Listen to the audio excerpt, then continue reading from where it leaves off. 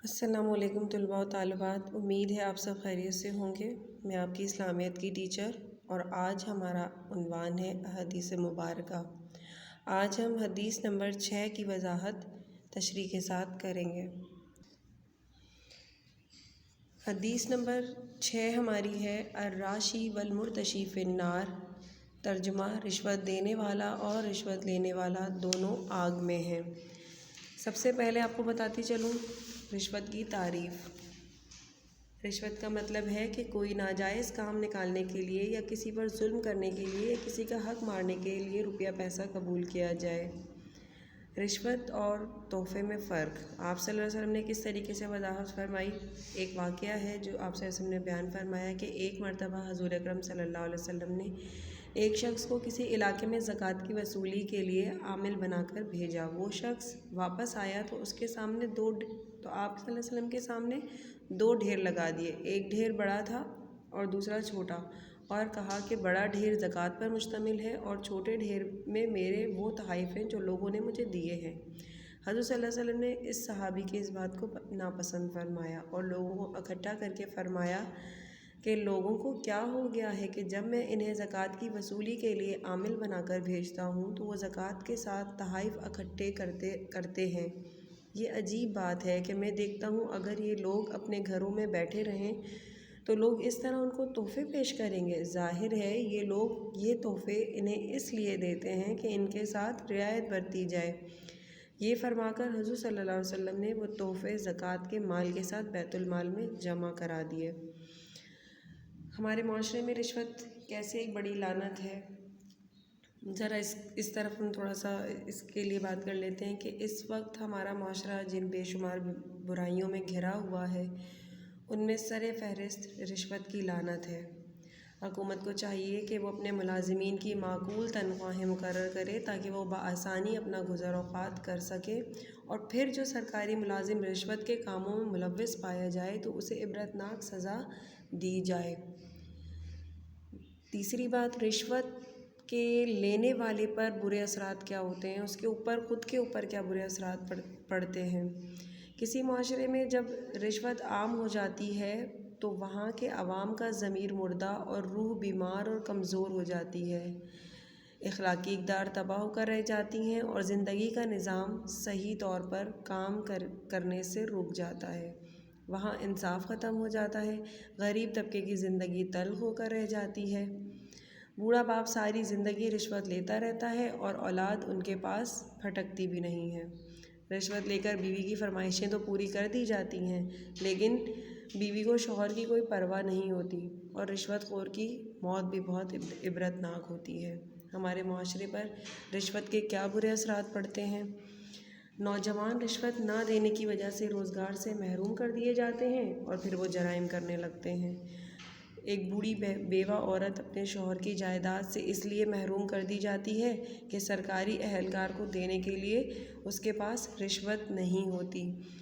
تو بچوں، آپ کو رشوت لینے اور دینے دونوں کے لیے جو برائیاں تھیں وہ تمام برائیاں آپ کو پتہ چلیں اور آپ کو اچھے طریقے سے معلوم ہو گئی ہوں گی اب وضاحت کے ساتھ کہ رشوت لینا اور دینا کتنا بڑا گناہ ہے اور اس سے کتنے بڑے بڑے گناہ سرزد ہو جاتے ہیں۔ اب ہم پڑھیں گے حدیث نمبر 7۔ حدیث نمبر 7 ہے آپ کی ان اکمل المؤمنین ایمانا احسنهم خلقا، ترجمہ یقیناً مومنوں میں سے کامل ترین ایمان والا وہ ہے جو ان میں اخلاق کے لحاظ سے سب سے اچھا ہے۔ اخلاق کی تعریف۔ اخلاق ہے کیا؟ حسن اخلاق دراصل روزمرہ زندگی میں اللہ، اس کے رسول صلی اللہ علیہ وسلم، اپنے نفس اور مخلوق خدا کے ساتھ ایک مسلمان کی مثبت اور شریعت کے اصولوں کے مطابق طرز عمل اور رویے کا نام ہے۔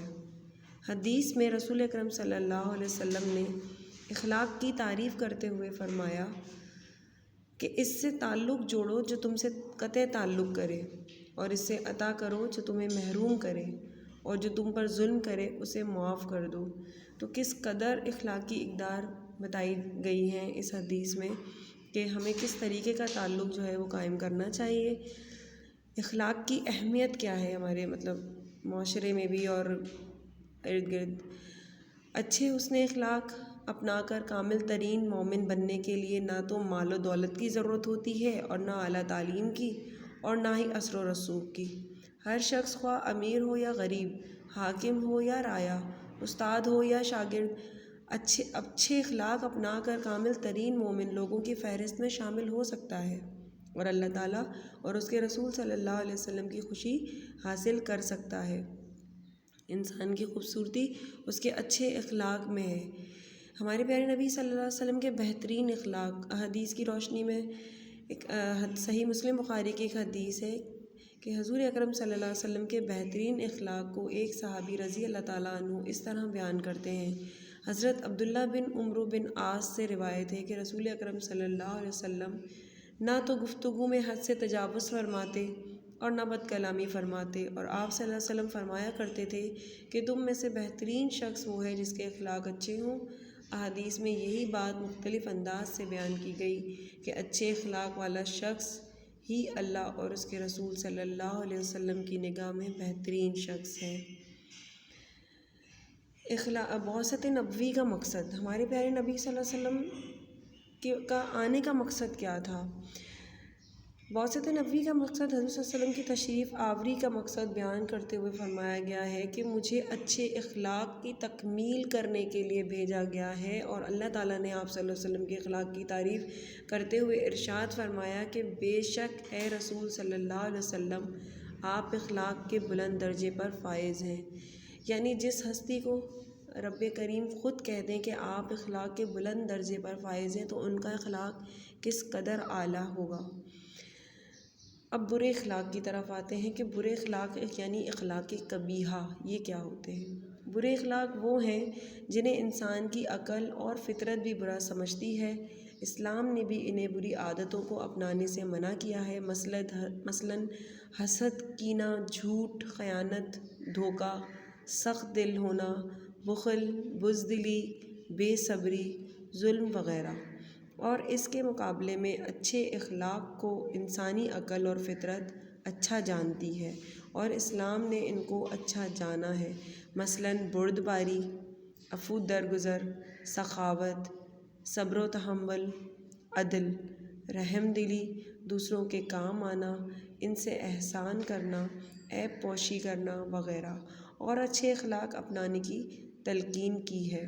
اللہ اور اس کے رسول صلی اللہ علیہ وسلم کی رضا بھی اسی میں ہے کہ ایک مسلمان اچھے اخلاق کا مظاہرہ کرے گا۔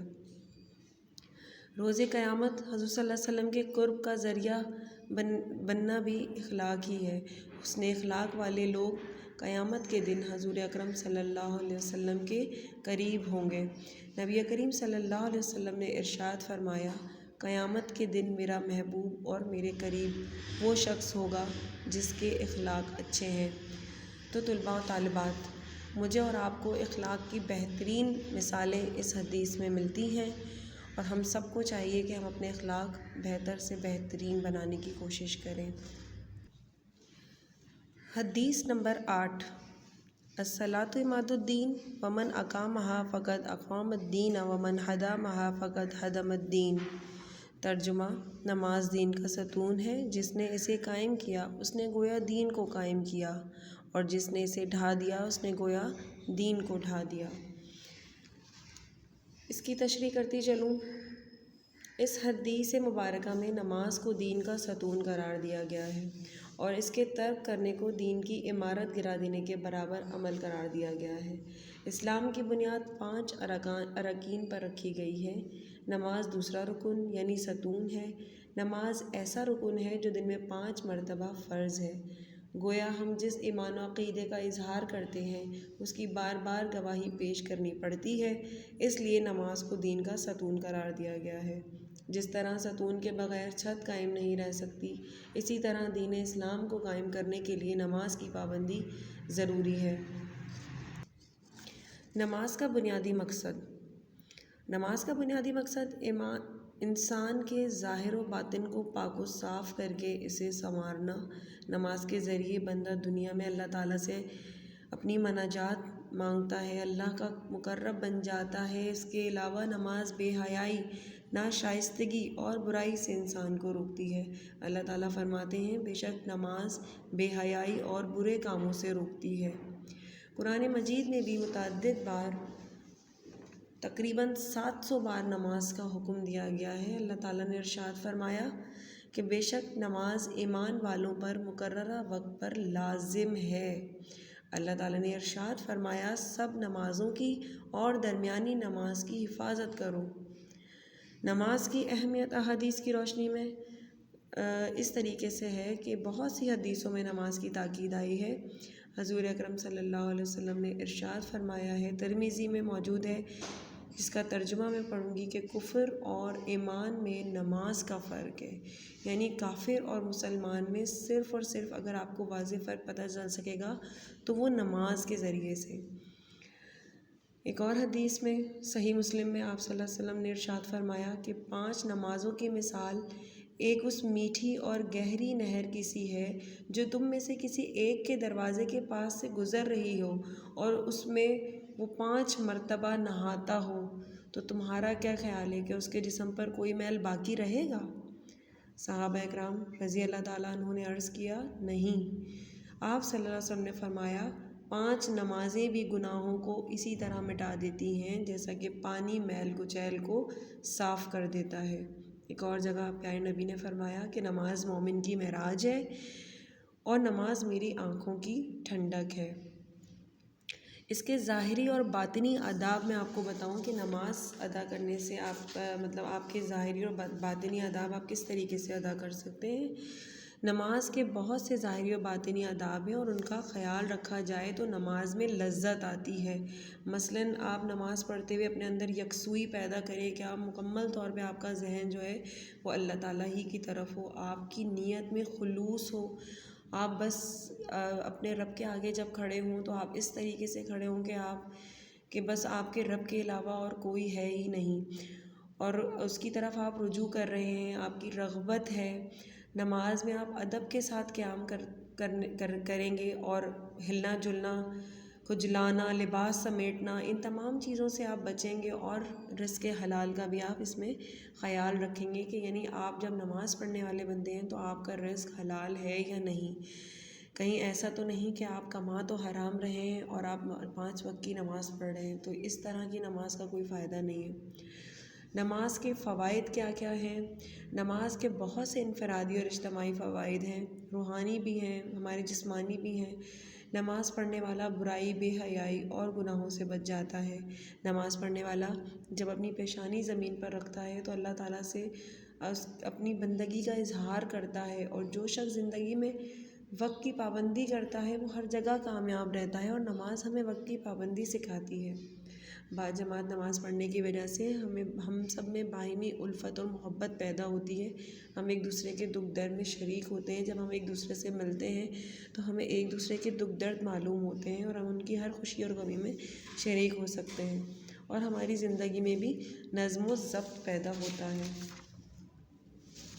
تو طلباء و طالبات، آپ کو نماز کے حوالے سے بھی اس حدیث میں بہت بہترین باتیں اور بہت بامعنی باتیں معلوم ہوئی ہیں، اور نماز ہم سب پر فرض ہے، دن میں 5 مرتبہ، تو ہم سب کو چاہیے کہ ہم اس کی پابندی کریں اور اس کے فوائد حاصل کریں۔ جزاک اللہ خیر۔